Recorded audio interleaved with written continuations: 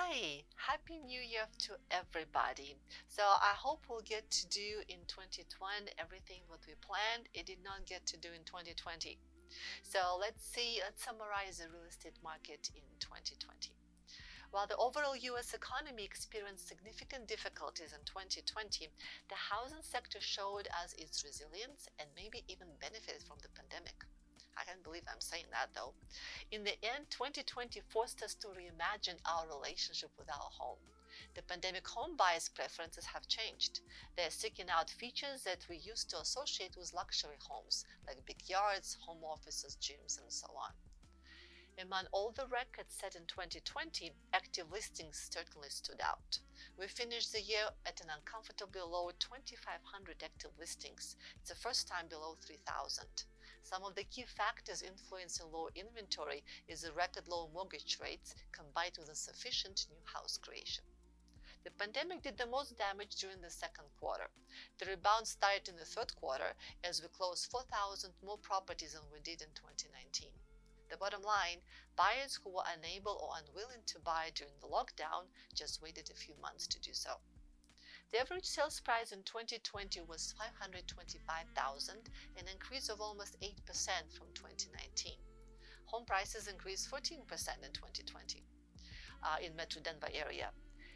2020 again established a new historical high and marked the 9th consecutive year of price growth. Over the last 31 years, the average price has increased staggering 457%. So it's always good to invest in real estate long term. Growth has been consistent since 1990, except in the mortgage market collapse in 2008. From that time, prices have increased by almost 82%, one of the highest recoveries in the nation. While rates will not go higher than 3.1% in 2021, expect a strong momentum in the real estate market to continue, with existing home sales growing by nearly 10% in 2021. 80% of the jobs that were lost due to the pandemic have already been recovered in the Metro Denver area. Colorado continues to draw many new residents to the states. More people are still moving in Colorado than live in the state. Most of the movers to Colorado came from Georgia, Florida, and California.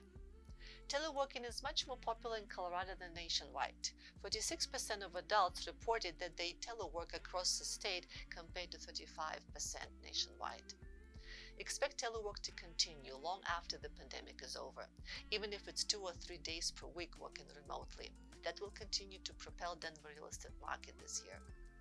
However, there isn't enough inventory to keep up with high demand in Denver area. There was a limited inventory before the pandemic, and it is more limited even now. In fact, we have been underproducing for the past decade.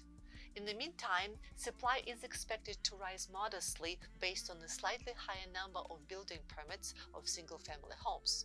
Home builders report labor shortage is one of the main constraints of housing construction, which means that the industry needs more workers. More people will be coming to Colorado. What's next for 2021?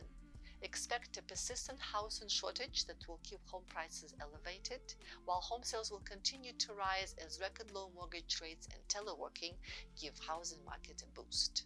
This will definitely be a busy year. Thank you very much for your referrals and for supporting my business in 2020. If somebody wants to know the value of their home, please call, text, email. I'll prepare a complimentary comparative marketing analysis. Thank you very much, and I'll see you next month.